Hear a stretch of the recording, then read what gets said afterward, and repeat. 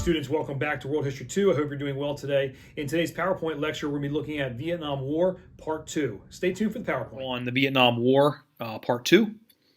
And this picture here is a picture of two soldiers, U.S. soldiers, fighting. This picture was actually taken at the famous Hamburger Hill, the Battle of Hamburger Hill, which we'll talk about during this PowerPoint. Okay, so when we left off last time, the U.S. had just sent 3,500 U.S. Marines to land at Da Nang, South Vietnam, and so we'll pick up there for this PowerPoint. The U.S. plan in Vietnam was based on the phases of war that they had planned on, but the phases of war did not pan out the way they wanted.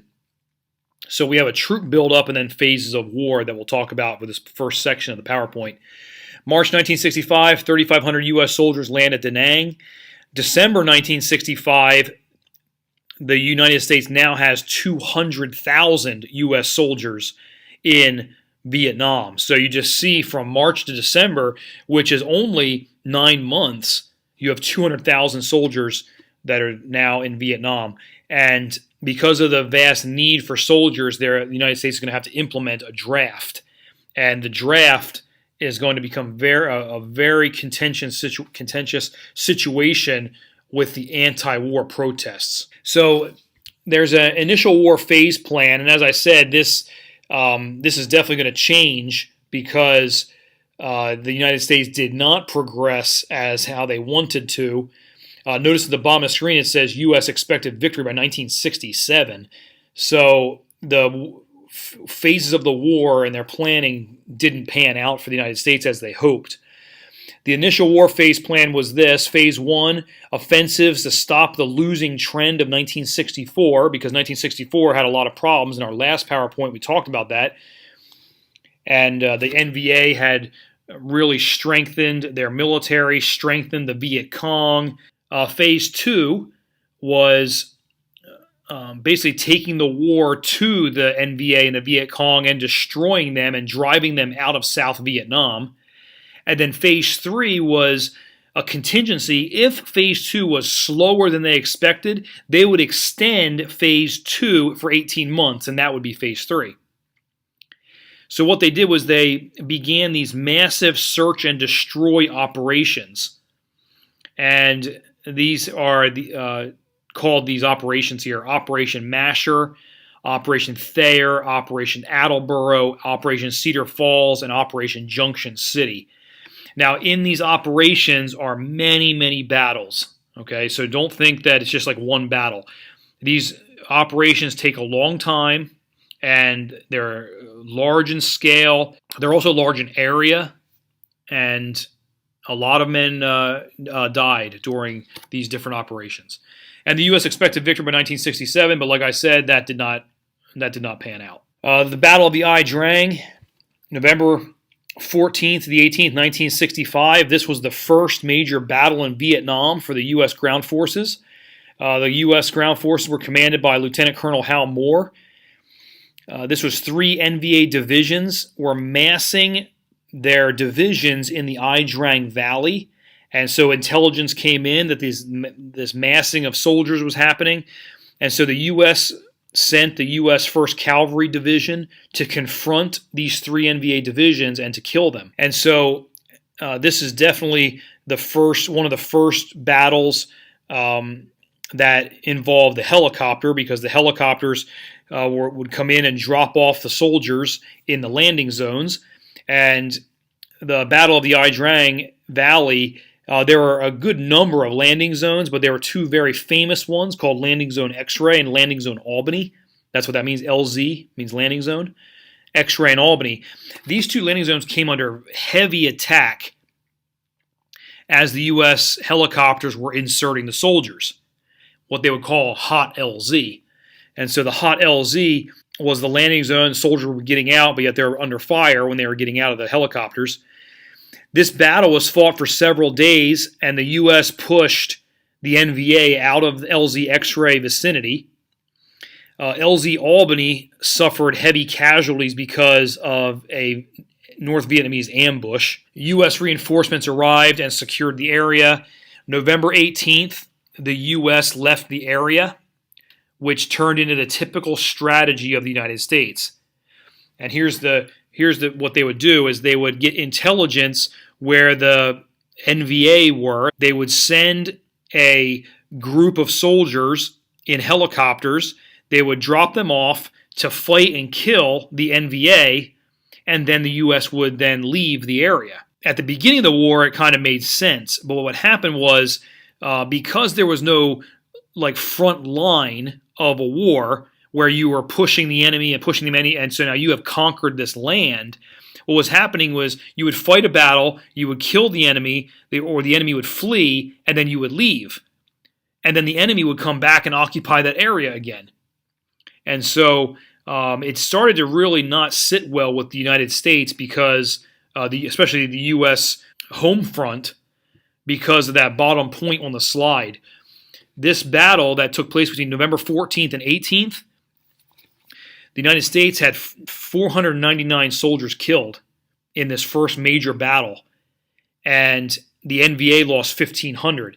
And even though the United States basically won this battle, they pushed the NVA out of the LZ X-ray area and killed more of them than they killed of us.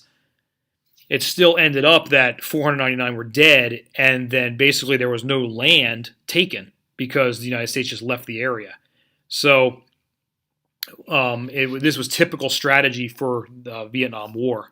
Here's some pictures of the Battle of the Ai Drang Valley. Here's some soldiers running to a helicopter. Here's a picture of one of the landing zones. They're dragging a wounded soldier in that tarp.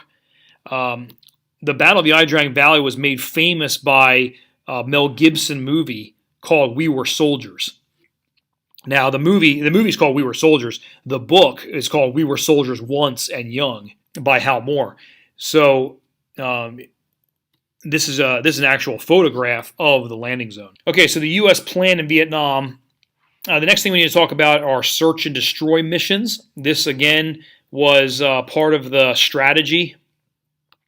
Search and destroy. So rather than fighting frontal assaults of a fixed enemy position or like a front line, because these rarely existed in Vietnam, the U.S. opted for a search and destroy strategy. And this is where you would insert ground forces into enemy territory, search for the enemy, and destroy them, followed by immediate withdrawal. So you would go in, you'd land, you'd find the enemy, you'd kill them, you get back on your helicopters, and you would leave. And so that's what happened when they relied heavily on the helicopter. And the helicopter of Vietnam, the one that you usually see a lot of, is the Huey helicopter. Since the ground was not taken and held, the basis of victory was the body count. Okay, now this is important because in World War II, you would see victory by moving forward and pushing the enemy back. And so now you are holding more territory and you're pushing the enemy out and pushing them back and holding more territory. And so when you look at a map, you would say, oh, we're having a victory because we're taking all of this land. But in Vietnam, that's not how it was. The victory was based on the body count. So that would be where we have a battle, they killed 25 of us, and we killed 150 of them, so we won the battle. And what that means is it delved into a war of attrition. And that's what attrition means. Attrition means you wear the enemy down by killing more of them than they kill of you. But that's not a good way of fighting a war because such as the Battle of the Ai Drang Valley, you had 499 U.S. soldiers killed in a couple of days. Even though you killed 1,500, you still have 499 killed in a couple of days. And all of those families are going to get telegrams that their son or their brother or their husband was killed in the Ai Drang Valley in Vietnam. And it just basically what happens is the war of attrition turns into almost a never-ending war. It's very rare that you win a war of attrition because it takes so long and there are so many casualties. And that's what happened in Vietnam because so many soldiers were being killed and it just didn't seem like they were getting anywhere. So here's some pictures of search and destroy. So U.S. soldiers on the top left have been dropped off by some helicopters, and now they're headed off into the jungle. The bottom left, they're burning a village. The United States burned the villages of, especially of Viet Cong sympathizers. They would burn the whole village. And then the top right is, you can see dead Viet Cong laying there. Okay, so now, again, we can't cover everything in the Vietnam War, but just the big things. The Tet Offensive began January 30th, 1968. There were some major actions that took place in 1967 that led into the Tet Offensive. The first one was the Battle for the Hills, and that was an intense time of the United States trying to occupy the hills of Vietnam because they wanted to have a strategic place to put artillery to be able to fire down into the valleys. And so there was the Battle of the Hills. There was the siege at Khe Sanh. That was a Marine base at Khe Sanh, South Vietnam. And the North Vietnamese laid siege to Khe Sanh. And then there was the Dak To campaign. So there were some major things going on in 1967, and this all led up into the Tet Offensive. The Tet Offensive was the largest offensive by the North Vietnamese and Viet Cong. And what it was a surprise attack on Tet. Tet is the Vietnamese New Year on January 30th. And so the Tet Offensive began on the Vietnamese New Year and lasted almost a year. So it's not just one battle, it lasted a long time. It was the largest NVA offensive in the war. On January 30th, 100 cities were simultaneously attacked, and then that led into large urban combat situations. So it wasn't all in the jungle, it was also in the cities. There were battles in Saigon, which is in South Vietnam. This was not good because the Viet Cong actually infiltrated the U.S. Embassy. And you can go on Google and search pictures of this, and you can see the embassy grounds. And there's like dead Viet Cong laying in the grass in the yard. There's a dead Viet Cong like next to a big flower pot type structure. So the VC actually invaded the U.S. Embassy. There was the Battle of Hue, and that was a massive battle, street-to-street fighting, sometimes house-to-house fighting. And in Moodle, I have some combat footage of the Battle of Hue. And then the Marine base at Khe Sanh was under siege, and it just continued to be under attack. And they had to supply Khe Sanh with airplanes, flying airplanes in, landing, dropping off supplies and taking off, or they would parachute supplies in. Okay, so here's a picture of what led up to Tet, called the Battle of the Hills. And so you can see a Huey helicopter dropping off U.S. soldiers on the very top of a mountain. Okay, so you just see they can't even land the helicopter. It's just so rugged and so high up here in the mountains. Here's a picture of a top of a mountain, and you can see down into the valleys here. And so what they would use this for was this wire. This is called concertina wire. It's like barbed wire. They would surround the top of the hill with barbed wire, and then they would helicopter in artillery pieces, and there would be artillery cannons up here on top of the hill. And if, let's say there's a battle going on over here on this hilltop, and the U.S. soldiers over here on this hilltop where the arrow is needs artillery support, they would call this hill. The hill would then bomb with artillery over here, and they would bomb the NVA over here. So it was a strategy to take a hilltop and then set up a little base up on the hilltop. Here's a picture of some street fighting in the city of Hue. And during the Tet Offensive, which lasted almost a year, it lasted like 10 months. You can see the U.S. deaths were 4,124 dead. Wounded was almost 20,000. NVA deaths was around 17,000, and wounded was 20,000. And so you would say, well, it looks like the United States won that battle because we only lost 4,124 and the NVA lost 17,000, so we won.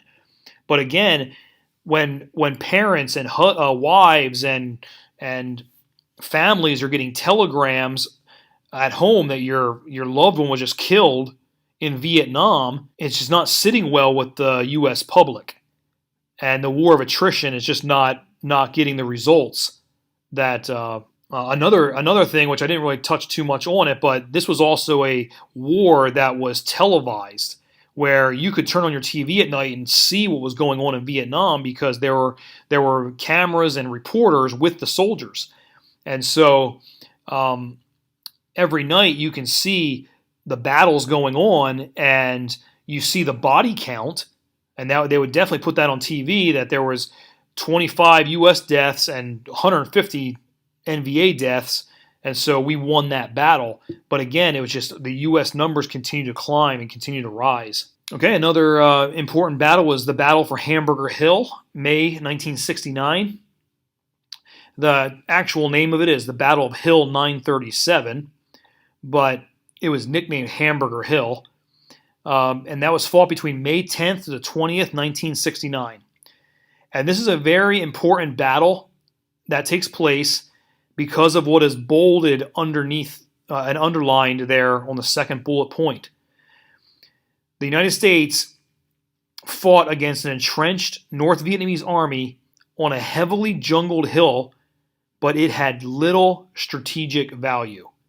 And this was a big deal because now we have soldiers dying and what they died for was for absolutely nothing. It had very little strategic value. U.S. commanders directed a frontal assault up the hill. The U.S. 101st Airborne attacked and were repulsed numerous times with heavy casualties. There was bad weather that also hampered their efforts. It became very muddy. The hill became very muddy. Over the course of the battle, the NVA were decimated, but there were also high U.S. casualties. The final assault began at 10 a.m. on May 20th, and the hill was taken by noon. So the final day, it was taken in 2 hours. There were 630 North Vietnamese Army soldiers killed. 16 days later, on June 5th, 1969, the United States abandoned the hill. And this caused great controversy. Because of this, 72 U.S. soldiers were killed and more than 400 were wounded. And so now they're like, the U.S. public is saying, why did we fight this hill where 72 soldiers are dead, 400 plus are wounded, great expenditure of arms and equipment, and then we just left without even holding the hill. It used 5 battalions of infantry and 10 batteries of artillery. So again, a lot of men, a lot of equipment, a lot of arms. The media and politicians focused on the uselessness of the action, even though U.S. Army commanders argued that the hill was needed to secure the A Shaw Valley. But the problem is, the U.S. Army commanders argued the hill was necessary to be taken, but then they abandoned it 16 days later. So really, how strategic was this hill? And the answer is it was not strategic. The soldiers that fought dubbed this hill, 937, as Hamburger Hill because those who fought there were ground up like hamburger meat. So here's some photos of the Battle of Hamburger Hill. Here's a African-American soldier moving his way up the hill, and you can see that he's kind of behind. He's pretty thick wooded area there. Here's a medic giving first aid to a wounded soldier on the side of Hamburger Hill. So here's the wounded soldier, kind of rolled over, and here's the medic. I don't know, he's reaching for something or throwing something, I'm not sure. Here's the M60 machine gun team. The M60 machine gun was commonly used. It's still used, a version of it is still used today. When I was in the Army, I had the privilege of shooting that weapon. Here's the side of Hamburger Hill, or one side of the Hamburger Hill after the battle. So you can just see how it was decimated. Here's another picture of Hamburger Hill. So again, complete devastation. The jungle is pretty much gone.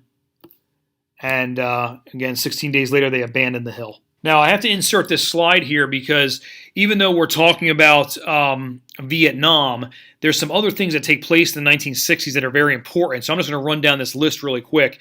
The Civil Rights Act of 1964 was signed by Lyndon Johnson, and that's the law that outlaws discrimination based on race, color, religion, sex, and national origin. The law that really changed things with the workplace and with schools, desegregating schools and buses and all of that stuff. The Civil Rights Act of 1964.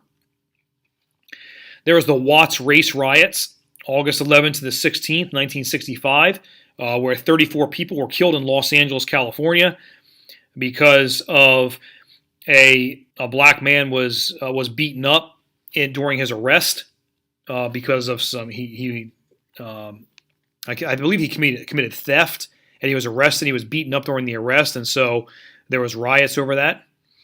There's the assassination of Martin Luther King Jr., April 4th, 1968, and because Mid-America is right here near Memphis, it's not too far away from the campus.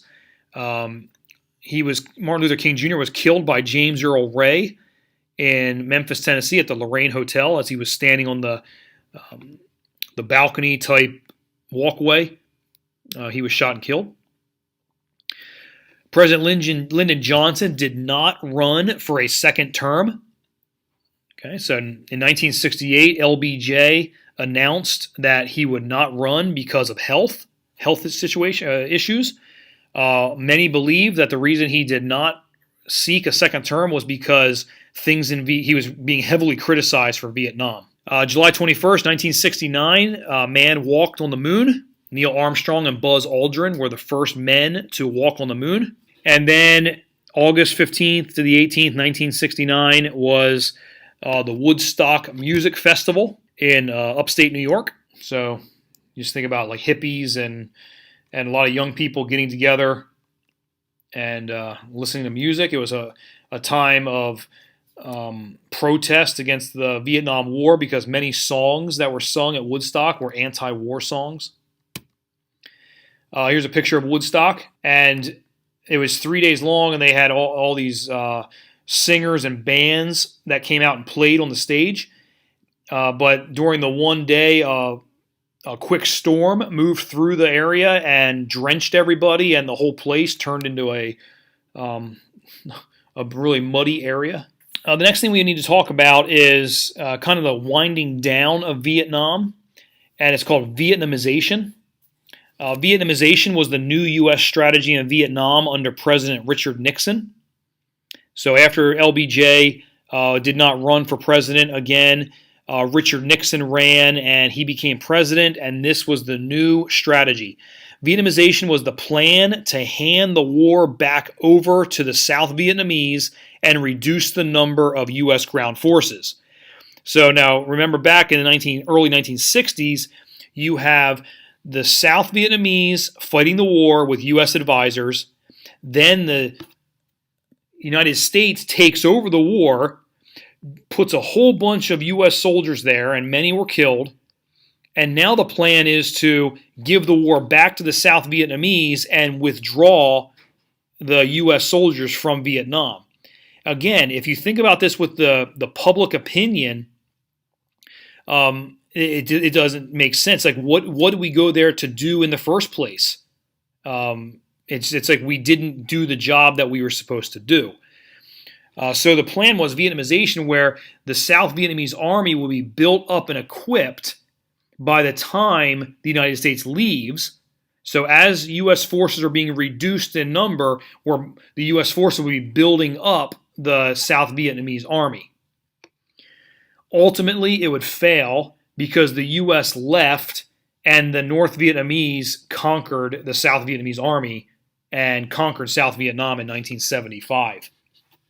So on the right-hand side, you see the numbers of soldiers in Vietnam through the years. And so beginning in 1964, you have 23,300, and then it increases to almost 200,000, 385,000, 1967, 485,000. 1968 was the height of the number in Vietnam. 536,100 were in Vietnam. and then it starts to be reduced, starts to be reduced, starts to be reduced. Now this is a drastic reduction. From 1971 to 72, you drop down to 24,200. So you're going back to almost the same number as the beginning. And then by 1975, the United States closes up the embassy and leaves. So in public opinion, it was basically like, why did we go and fight there if we just ended up just leaving? So it did not sit well with the U.S. public. Okay, well, let's talk now about the war at home. What was going on in the United States during Vietnam in regards to the war. At the start of the war, there was overwhelming support for the war in Vietnam. So in the early 1960s, the United States, the public, U.S. citizens, they were all for stopping communism. Go there, protect the South Vietnamese from this communist North, all of that. They were supporting the war. But by the end of the war, there was very little support left. The reasons were the war was dragging on with no end in sight. Tens of thousands of soldiers were being killed. It led to a distrust in the U.S. government. There was little support also because of the draft. The reason is that the draft had all kinds of strings attached to it. First off, because the standing army was not large enough to conduct a war the size of Vietnam, the size of the Vietnam War, the government had to institute the draft. Now, the draft caused a lot of problems because first there was the protests, and so people protesting would obviously protest against the draft. The draft, you have to register for the draft, and so the people refused to register for the draft, which were called draft dodgers. And then there were people that would burn their draft cards and all that stuff. Also, it was kind of a unbalanced draft where you had a lot of, especially white men in universities and colleges were exempt from the draft because of their education. Because they were in school, they were exempt from the draft. But to go to college back then, a lot of it was, you had to be a little bit more wealthier to be able to go to college. So when you think of who was being drafted, well, there were a lot of minorities drafted, a lot of African Americans drafted. There were also whites drafted too. I'm not saying that there weren't, but the draft was unbalanced, and that caused a lot of problems with the American public. There was also social revolutions that were taking place at home. You had rebellion against authority, rebellion against the government. And so, again, if you're rebelling against the government, you will not be supporting what they're doing for the most part. And the largest task that they have is the Vietnam War, so you're not going to support the Vietnam War. There was the drug revolution where there was a lot of drugs being used. There was the hippie movement, which was just free lifestyle, free drugs, free love. A lot of music had to do with the hippie movement, psychedelic type music. There was also the sexual revolutions where the tagline for the sexual revolution of the 1960s was "Make love, not war." And so with that tagline, you're against the government, you're against the war in Vietnam. And instead of making war, you would go out and you would make love, and there was a lot of loose living, especially among college students in the United States. This is not the revolutions of the 1970s. This is revolutions of the 1960s. The rebellion, the drugs, the hippie, the music, and the sexual revolution. That was all of the 1960s.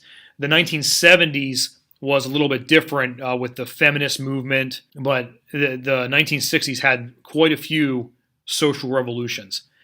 There were protests on college campuses.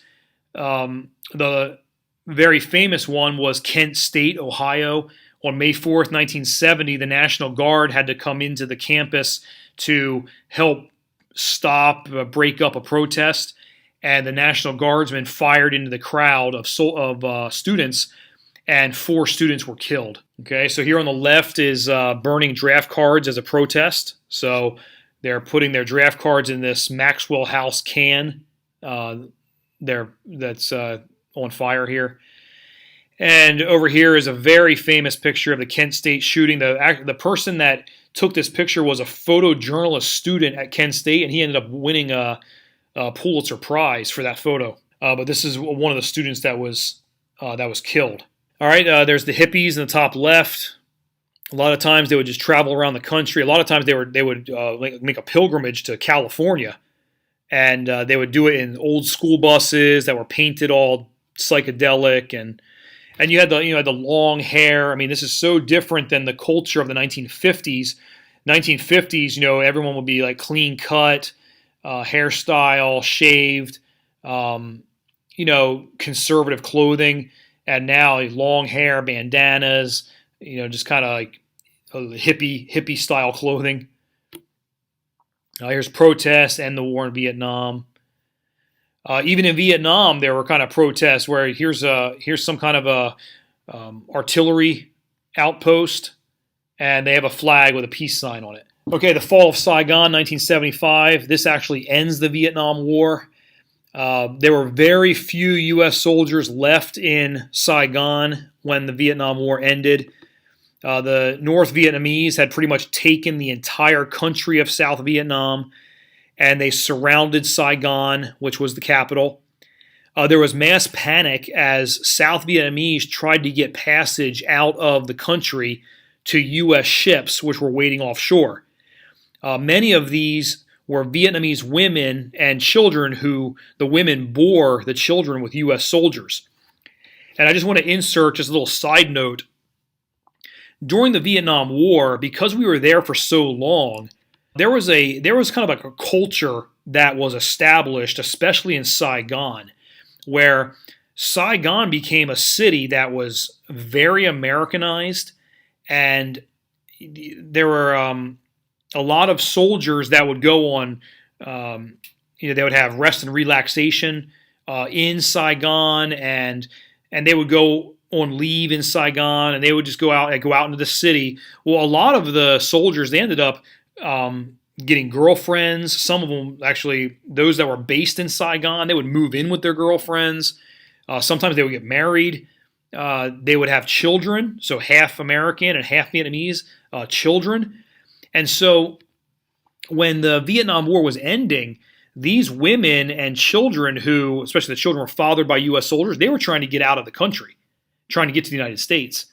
And so there was this final showdown at the U.S. Embassy as civilians were trying to get into the embassy to get a ride on a helicopter out to a ship that would take them to the United States. And it became very chaotic. And what happens is basically the United States, the very last people out of the embassy was the U.S. Marines that guard the embassy.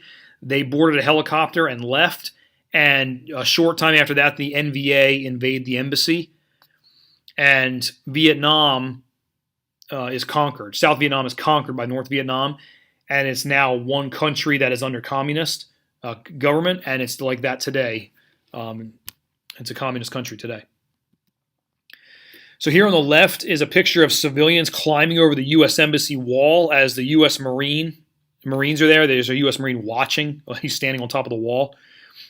And then this is a pretty famous photograph. A Huey helicopter has landed on the roof of the embassy in Saigon, and they're loading civilians onto the helicopter.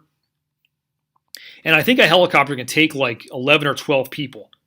So they're loading these civilians onto the helicopter. And as I said, the U.S. Marines were the last to leave Vietnam, and after about 10 years.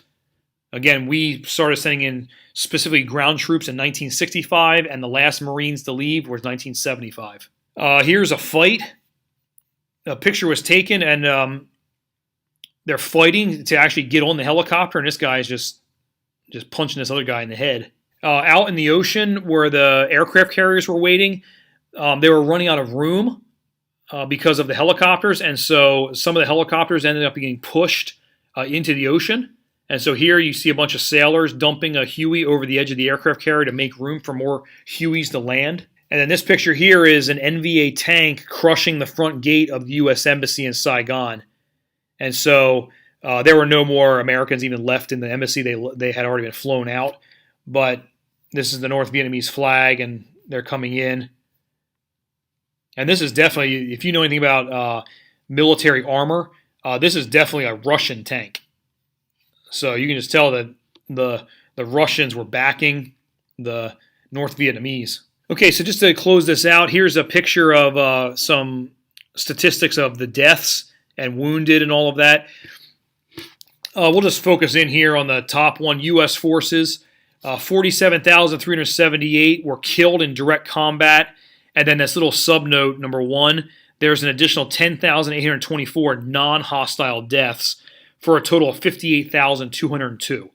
And that's pretty much the total number that is given for those killed in Vietnam is around 58,000 soldiers. Compared to 1.1 million NVA. And so you think about this whole body count thing. You have 58,000 U.S. soldiers dead compared to 1.1 million NVA dead. You would say, oh, well, the NVA lost and the United States, we won the war. But the slide I just showed you shows the NVA going into the capital city. And it's because the body count war of attrition doesn't work. And so these are the dead, 47, or total is 58,202. 304,000 wounded. There's missing, and that's kind of like the POW flag that you think of, because many people believe that the missing in action ended up staying in Vietnam, taking to North Vietnam and being in prison camps. Here's the South Vietnamese army, so a lot more of them were killed and wounded. And then there's others, the Australians fought. There's others that fought with us. Here's a picture of the Vietnam Wall Memorial in Washington, D.C. I don't know if any of you have ever been there. I've been there. It's really a sobering memorial. When you walk in, it kind of goes down like on an angle, on an incline. So you walk down into this, and the panels get taller and taller, and it's just the names of all the U.S. soldiers that were killed in Vietnam. And there's over 58,000 names on the granite, and it's really sobering. The rule is that when you're walking through here that you're talking very softly. You almost have to whisper. Okay, that's it for this PowerPoint lecture. All right, class, that's it for today, and that's it for the Vietnam War. Next time we'll be looking at the Middle East. I'll see you then.